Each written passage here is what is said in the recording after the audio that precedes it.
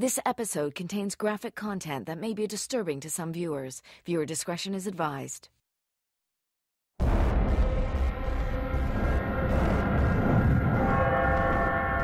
Victorian England.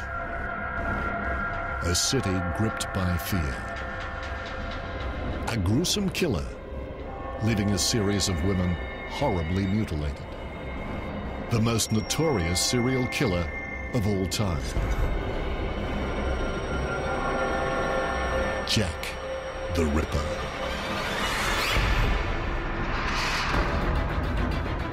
Now, on the other side of the world, Australian scientists have made a major breakthrough. For the first time ever, they've extracted DNA from a suspect in the Jack the Ripper case. A forensic detective is on the hunt for evidence, heading a team of world experts on a cutting-edge investigation. His mission: to find out, could an Australian killer be Jack the Ripper?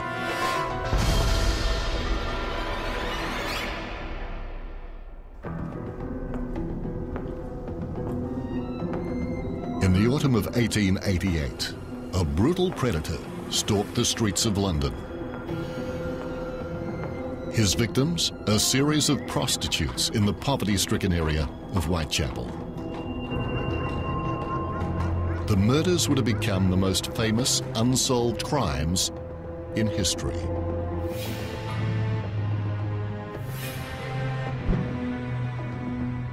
"11 murders were investigated. 5 were believed to be the work of the same killer. Over 100 suspects have been put forward, from a prince to a North American, from a royal doctor to a Polish Jew. None have ever been proved conclusively. But why was this monster never caught? Former Scotland Yard detective and forensic expert Robin Napper wants to put one man under the microscope. A suspect that's never been seriously investigated before, Frederick Bailey Deeming. British-born, Deeming became infamous as Australia's first serial killer. In a recent investigation into the identity of this skull, DNA was extracted and it was believed to be that of Frederick Deeming. If Deeming is the Ripper, modern forensics may finally be able to catch the killer. What makes Deeming's case so interesting is this high-profile killer has flown under the radar for so long. To build his case, Napper must first examine the scenes of the crimes, The body had been extensively establish a solid motive, identify the method of killing, build a criminal profile, and finally, nail forensic evidence. We need to look at this man's timelines. We need to look at where he's travelled to, where he's travelled from. You don't wake up every morning and turn into a serial killer. There is a build-up of how they act and how they operate, and that's what we've got to try and find with Deeming. What he discovers will rock the Ripper case to its foundations. The confession is so terrible and startling of nature that is almost inconceivable. Napper has come to Windsor, an inner suburb of Melbourne, to examine the scene of a brutal murder. It was here, Christmas 1891, that Deeming battered his wife to death. The victim, Emily Mather from Rainhill, England. Let me introduce Napper you. meets Christopher Ray, lawyer and co-author of The Scarlet Thread, about Australia's Jack the Ripper, Frederick Deeming. That's the hearth in the second bedroom where the body of Emily Mather was found. Right. Taken shortly after the body was exhumed. And the body would have been found there. Buried under a slab of concrete. What was the cause of death, Chris? She was severely bashed around the head and her throat was cut. The last person to see Emily alive was a passerby by the name of Louisa Atkinson. And that statement refers to hearing an argument and then a conversation that she had with Emily. Emily said to her, "It will be all right soon." And Louisa advises her to leave the house. So, woman's intuition, Chris. Yeah, but unfortunately, Emily didn't take her advice.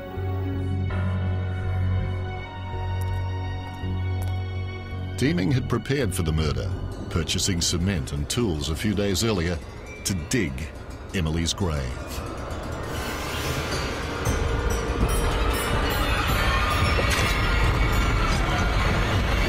It's almost as if Deeming had this master plan in his mind about what he was going to do to this poor woman.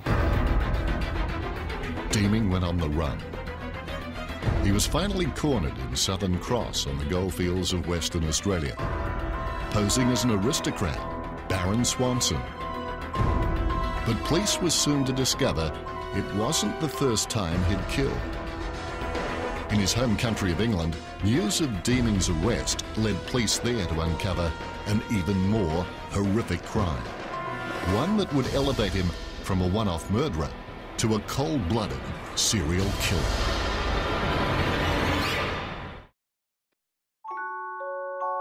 This house in a quiet and respectable street outside Liverpool, England, once hid a horrific past. Known as Dinham Villa, it was here, around August 1891, Deeming murdered his first wife, Marie, and 3 of their children, cutting their throats, and a 4th strangled.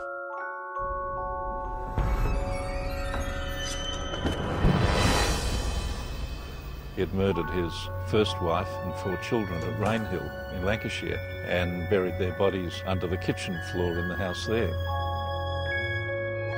Within a month of killing his family, he married Emily Mather under the alias Albert Williams, and the newlyweds set sail for Australia. Deeming believed he had got away with mass murder.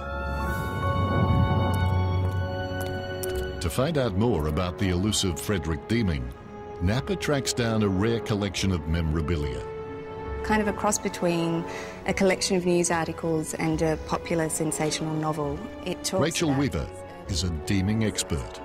It has dialogue in it. It has Deeming talking to his victim as he murders her. There's a little chapter which includes the murderer's honeymoon, early quarrels, and then the idea of Jack the Ripper is introduced. Because of the extraordinary brutality of the murders and the media frenzy that surrounded them, the public increasingly believed he was Jack the Ripper. Australia wanted to have, you know, a really top-class export quality criminal of their own. So who was this villain? Frederick Bailey Deeming was born in 1853 in Leicestershire, England, son of Anne Bailey and tradesman Thomas Deeming. It was reported he had an unnaturally strong relationship with his mother and that his father spent time in a mental asylum.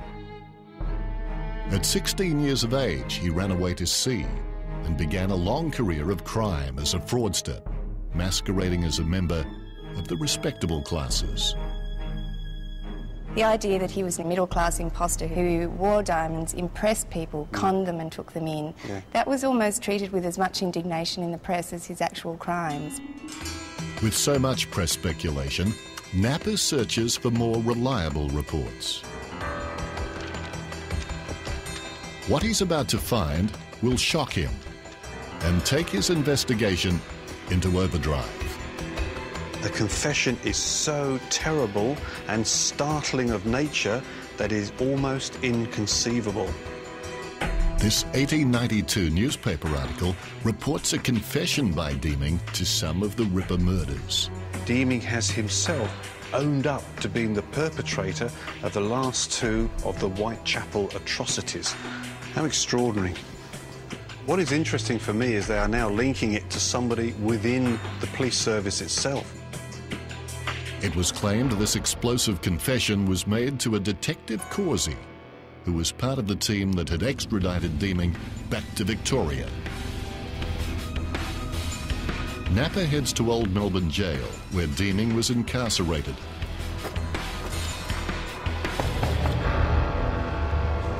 We're heading towards the gallows area now. They've still got the rope hanging. Sylvia Campbell is the jail's researcher, who has an intimate knowledge of Deeming's fate.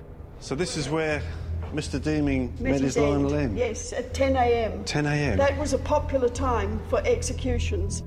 An hour before his hanging on the 23rd of May, 1892, Deeming was led into this small waiting room beside the gallows. Here, Napper discovers a curious inconsistency in the jail records. 1892. Albert Williams, alias Frederick Deeming. If you look at everyone else on here, they're all executed in their own names, and he's the only man on the chart who's been executed under an alias. His last night would have been in cell block 1. He was then marched up those stairs and into this cell next to the gallows. He would have had a drink of alcohol and a cigar, I believe he also asked for. The hangman would have come across, taken Deeming out, stood him on the gallows and tied him up, hands behind his back, legs tied together and hood over his head, rope round the neck with the knot of the rope under the left jawbone. That was considered to be the point that gave the quickest death.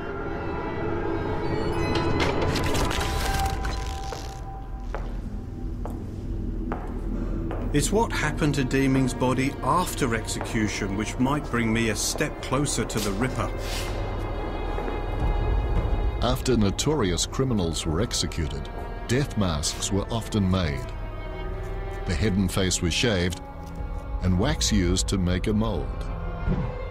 When that was set, it was cut off in 2 pieces, rejoined, filled with plaster, and that's an exact copy of Deeming's head.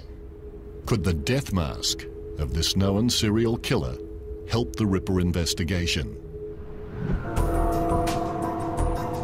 Napper's quest takes him to London, where the grisly murders began. I'm back here at Scotland Yard. I haven't been here for 30 years since I worked here. What I want to do is to find out whether or not they took Deeming as a serious suspect for the Jack the Ripper murders. Napper heads inside Scotland Yard's famous crime museum. Access is strictly limited to serving and former police officers.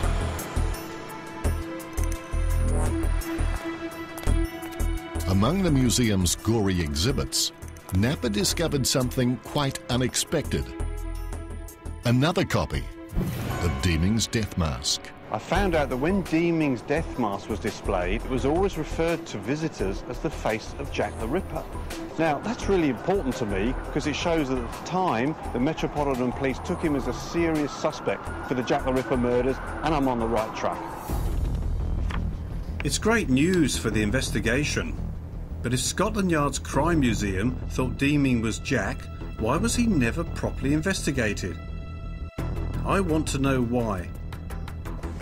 To find out, I need to start with the scenes of the crimes. Napper meets up with Ripperologist Donald Rumbelow, a Ripper expert. This is Durwood Street, but in 1888 the name of the street was Bucks Road. And this was the scene of the first Jack the Ripper murder at about 3:40 in the morning. The victim was a prostitute called Polly Nichols. The date, the 31st of August, 1888. She'd been out on the main road sort of looking for customers earlier on, but she was confident of getting a new customer because she was wearing a new hat. What I'm looking for are patterns in the grisly murders which might lead me to Deeming.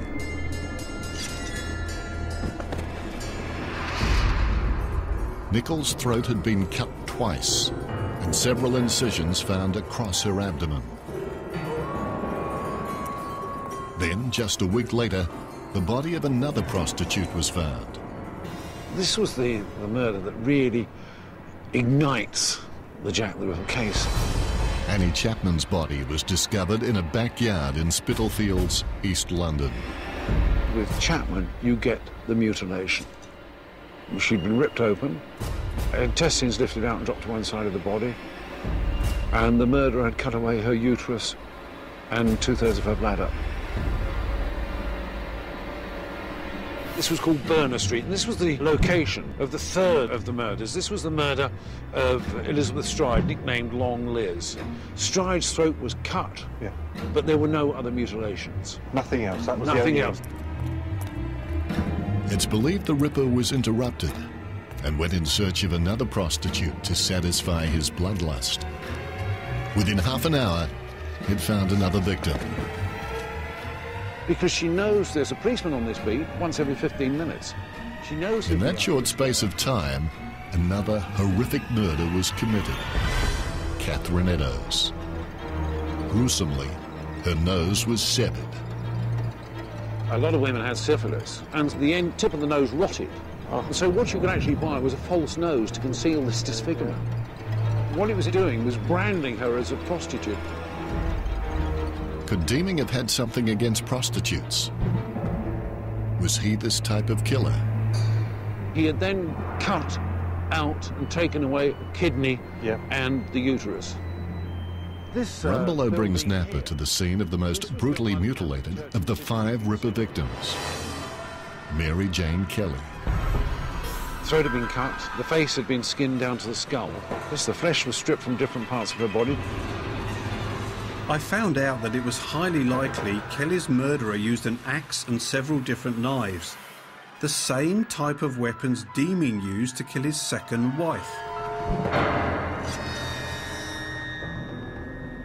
In Australia, at the Police and Justice Museum in Sydney, another of Frederick Deeming's weapons has been identified.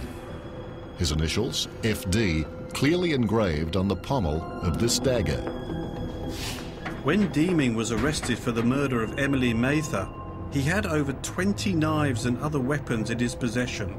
Clear evidence he carried an arsenal of weapons. But the case for Deeming being Jack the Ripper could be over before it's even begun.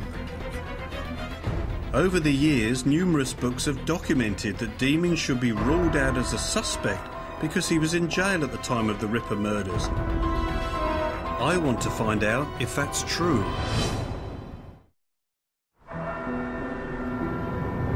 If Deeming was behind bars during the Whitechapel murders, it explains why he's never been properly investigated.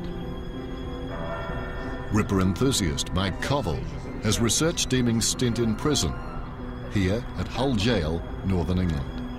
Is this still the same building, the same place he would have come into? The external features are very much the same. The original clock tower can still be seen.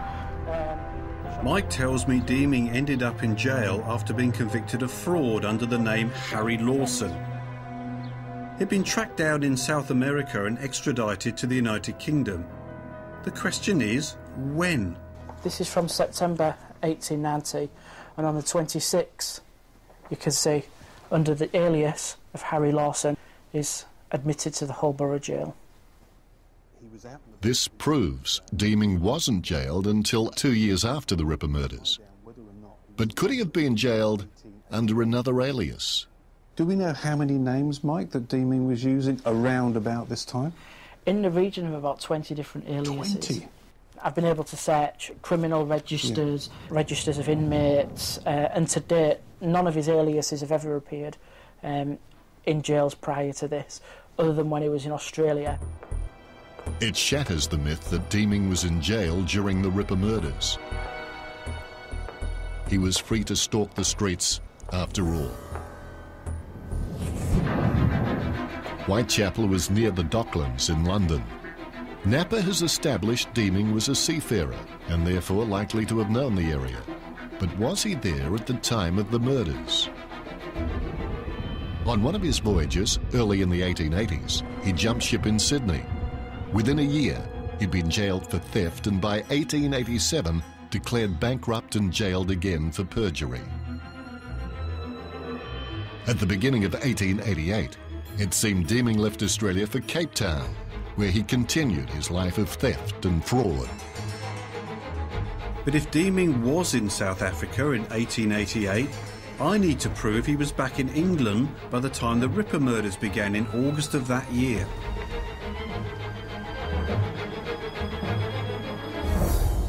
This is a report that claims that Deeming arrived in Birkenhead, Liverpool in 1888. And if this is correct, it's very important because it places Deeming in England at the time of the Ripper murders. Even if he was in the country, could he have done it? The problem is Deeming was known to have killed only family members. Napa turns to a criminal profiler to get beneath the skin of Frederick Deeming. Chris Illingsworth is FBI trained and has worked on violent and serious crime in Australia for the past 20 years. In stranger crimes, there is no connection between the offender and the victim. So the offender really has no need, there is no imperative to conceal a victim because there's no connection between them. So while Deeming buried his victims and the Ripper didn't, they could still be carried out by the same person. What I need to find out are similarities between the killings. The signature, the ritualised behaviour, the fantasy-driven behaviour sits on top of the modus operandi. And it is through the signature behaviour that we can link crimes. This need to overpower the victims quickly through cutting their throats, and that's seen in each and every one of the crimes of Jack the Ripper and of Deeming. But there's one more crucial link. The Ripper is believed to have strangled some of his victims before cutting their throats. With Deeming's oldest child, Bertha, she was strangled. So certainly Deeming is very capable of strangling a victim. But there's a complication. I've always assumed that because the Ripper victims were prostitutes, the murders must have been sexually motivated. Where does that leave Deeming? Historians and Ripper experts alike have long believed there was no evidence of a sexual motive. But one serial killer expert in Australia disagrees and reveals a sensational new link between the Deeming and Ripper murders. Crime writer Amanda Howard has interviewed some of the world's worst serial killers face to face. She has a unique take on the Ripper murders.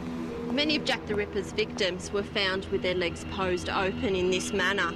We can see that Jack more than likely stood between the victim's legs and mutilated them from this angle. What that would indicate is that it's entirely possible that Jack the Ripper actually raped his victims, but the mutilations rendered any sort of identification impossible. The Ripper's rage was followed by a deliberate positioning of the victims, and in some instances, body parts. When we look at Annie Chapman's murder, he was calm enough to actually place several of her items on the floor between her legs to indicate a control and a power that he had over that victim. The Ripper murders were highly ritualistic. But what proof is there Deeming engaged in this behaviour? When the body of his first wife, Marie, was uncovered, 2 of the murdered children had been arranged on either side, and the youngest at her feet. It's an amazing coincidence. The Ripper displayed items around his victims in the same way. But to prove Deeming was the Ripper, I still need to find a strong reason for why he may have committed these ghastly murders. His team in Australia continue to search for evidence. Lawyer Chris Ray locates original copies of Deeming's 1892 court transcripts. He makes a chilling discovery, a statement in the killer's own words, revealing he had contracted a sexually transmitted disease from a prostitute, syphilis. Deeming says that the woman who had given him syphilis had made a useless man of him for 2 years. It was right to kill such. He would have killed her and intended to kill her and would not have thought it murder. She deserved it. Could this be the motivation Napper's been looking for? It gives him a motive to murder prostitutes because he hates them. Disturbingly, long-term untreated syphilis can result in the inflammation of the brain and cause psychosis, leading to paranoia and violent outbreaks. Deeming is said to have had apparitions of his dead mother. Was it evidence of his psychosis? Or did something else trigger this explosion of violence? Chris Illingsworth has uncovered some fascinating clues. Deeming experienced a number of stressing events during 1888. The birth of his child is certainly one of those things, and his health issues with syphilis would have been another stressor for him. The birth of a child should be a cause for celebration. But it turns out that it was also the year he claims to have contracted syphilis. Combine that with a life of crime and a history of mental illness in the family, Deeming was a ticking time bomb. But the investigation must now prove he was in London at the time of the Whitechapel murders.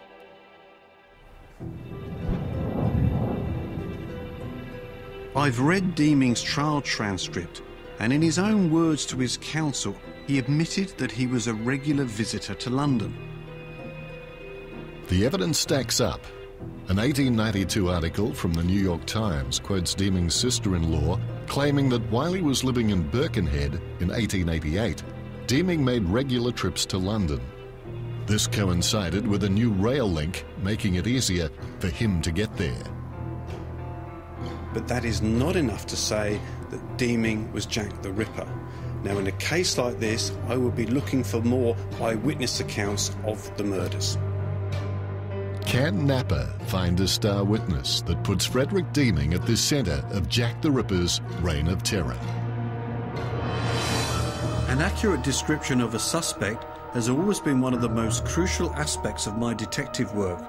I look for anything distinctive about their appearance. Today, new advances in forensic science are pushing the boundaries of these traditional techniques. Dr. Susan Hayes is a facial anthropologist. Most of the analysis is looking at how people's faces differ from one to the other. So we put landmarks on the faces into a computer. She brings the faces of dead people back to life. This is the average face of 70 men's faces. Over here is where Deeming is sitting amongst that group. So there's everybody else, there's Deeming. With everybody else, Deeming. Dr. Hayes explains Deeming had several unusual features. This part of his face is actually quite forward, which makes his eyes deep set. Her analysis shows that Deeming not only had unusual eyes, he had a square-shaped face, which often goes with a solid build. According to a newspaper report in 1892, a London dressmaker recognised Deeming from a photograph after his arrest. She claims she was with him in the Whitechapel area of London just hours before we know that the Ripper struck twice. This witness knew him by the name of Lawson, one of Deeming's known aliases. The dressmaker told the police that the next day this man Lawson became very agitated when he read about the murders in the press. It's a major lead. Deeming's been seen in Whitechapel on the night of the double murder. In fact, there were many eyewitness accounts at the time. Napper compares them with Deeming. The Ripper was described as between 5'5" and 5'7". Deeming was 5'6". He was also of solid build, with strange eyes, a light-coloured moustache. He wore a hard felt hat, a chained watch, and a long overcoat. It's spooky how all of these things seem to appear in photographs we have of Deeming.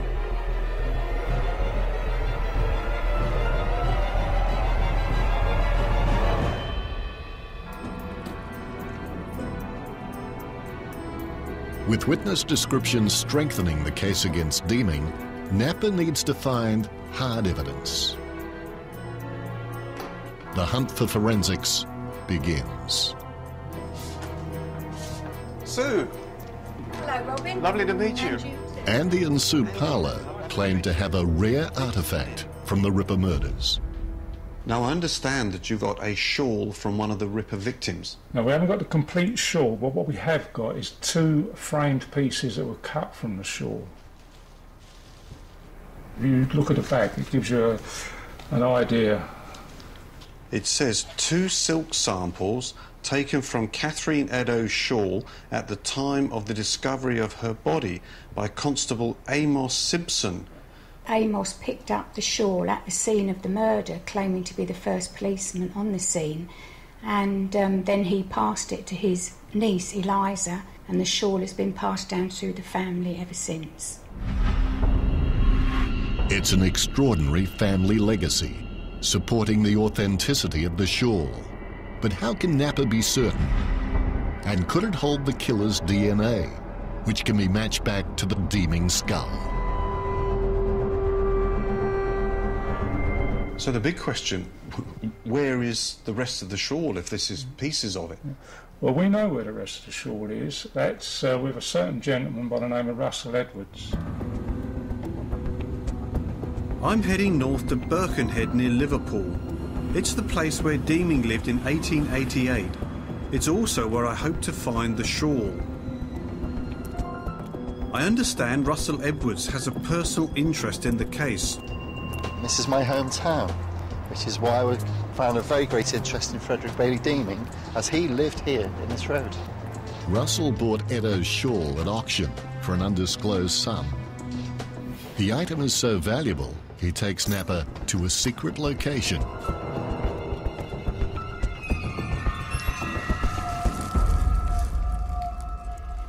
Yeah, this looks identical to published reports at the time, and identical to the pieces that Sue and Andy Parler have got. Now, would you agree to having it DNA tested, Russell? I would be more concerned with the damage that would be done to the shawl. But you'll be taking the shawl in so you can explain that to the scientist himself. There wouldn't be any sign that anything has been done or tested on. No. OK, here's the exhibit. Thank you. Let's see what we got. OK. The hope is this precious exhibit may help solve this notorious cold case. They seem to be the areas where we should concentrate. One here, one there, one there, and one there. The scientists take swabs from stains in search of the killer's DNA.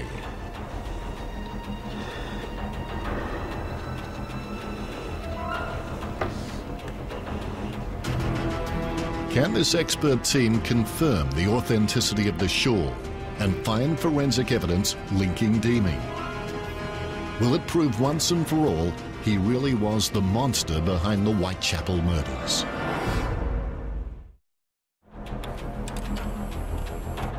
Weeks later, the team get the results from the tests on the Ripper victim's shawl. In an exciting development, the experiment uncovers some remarkable new clues. Using infrared tests, the team discovers that the stains could be from a number of sources. Some stains in here as well, more like nothing. One explanation is that the shawl was stained with multiple bodily fluids from the intestines, blood and feces when the victim was murdered.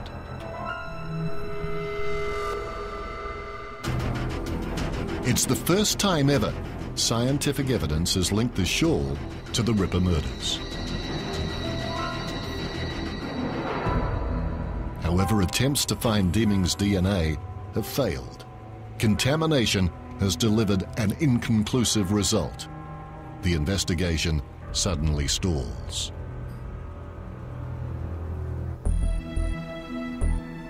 But the shawl isn't the only piece of evidence that could contain DNA of the killer.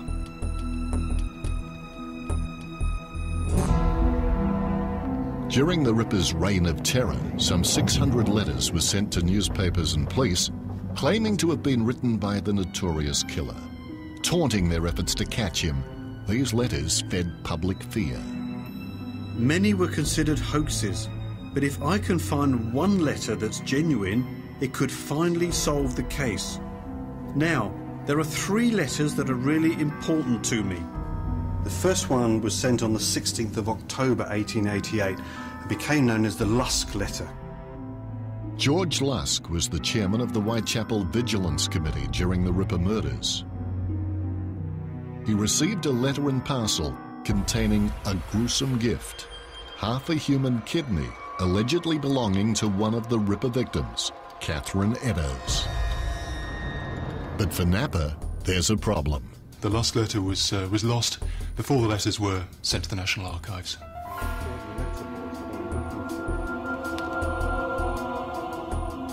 Now, the second letter, which is important to me, became known as the Dear Boss letter. It was sent to the Central News Agency. Now, this looks promising. Oh, I think this is the one. Look at it. There we are. Dear boss, I keep hearing the police have not caught me, but they won't fix me just yet.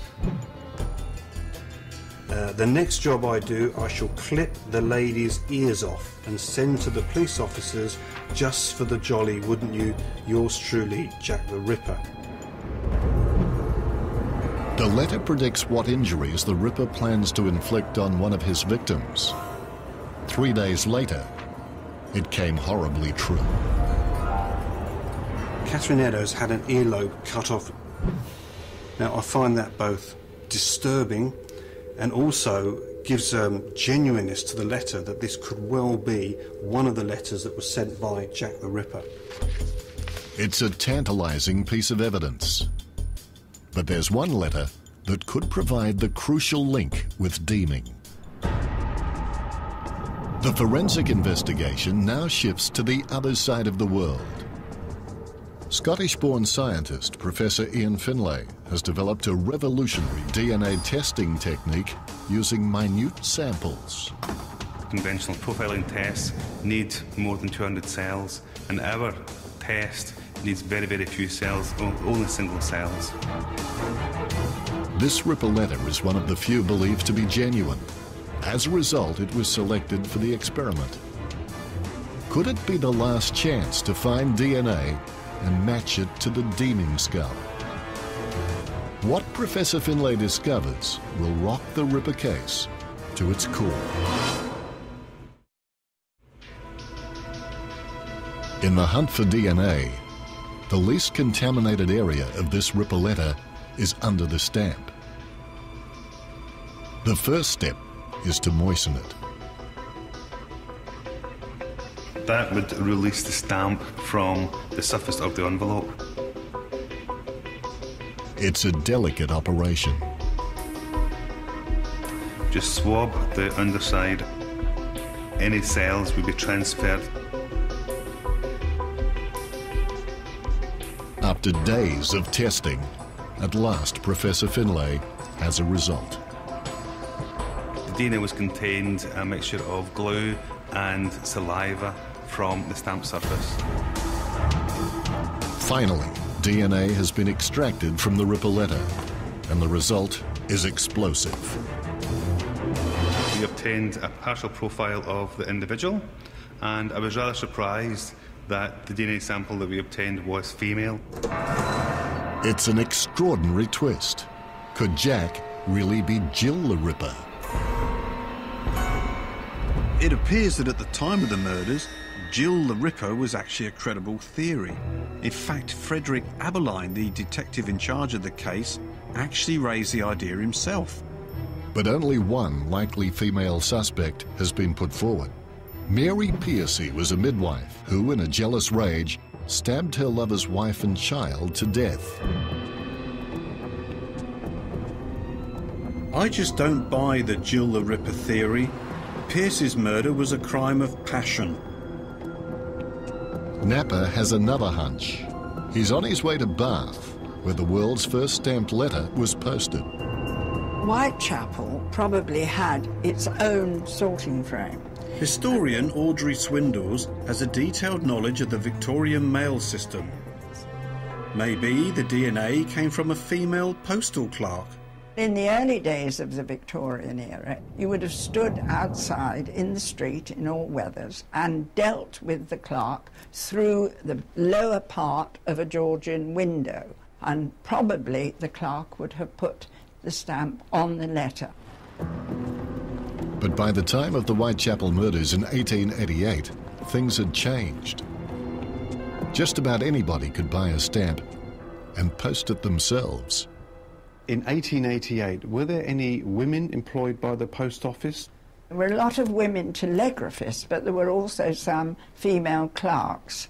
And in a village, it's quite likely if you knew the person, you might have decided, oh, I'll put this on for you. But what if it was mailed in a city post office? In a big post office in London, no, they wouldn't have put the stamp on, they wouldn't have licked it. If it wasn't a female clerk, who else could it be? could well be Marie's DNA, because it's not unknown that serial killers will get their wives or girlfriends to do their dirty deeds for them. So that was a very interesting turn-up. Could Deeming's first wife, Marie, have unwittingly aided Deeming in the Ripper murders? To prove it, though, I would need Marie's DNA. Napper pulls together all the threads of the investigation. He has one last thing to do. In 1988, the FBI investigated the Jack the Ripper case and created a detailed criminal profile. This secret dossier was recently made public. Will Frederick Bailey Deeming fit the killer's profile?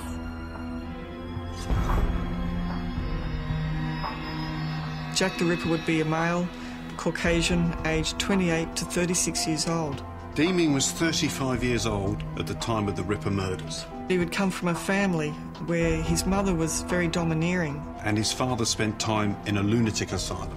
The FBI profile also said that Jack the Ripper would carry a knife with him in case he was ever attacked, and that he would have suffered a venereal disease, and that it came from prostitutes. And Deeming admitted that it would have been justified to have killed the woman that gave him syphilis. Jack the Ripper would have been interviewed at some point during the course of the investigation. The detective that arrested Deeming claimed that he had been interviewed for the Ripper murders. Now, there's one more point. Credible Ripperologists believe that the Ripper was a seafarer. It's an extraordinary match. Deeming fits the FBI profile. All the evidence from my work points to Deeming being Jack the Ripper.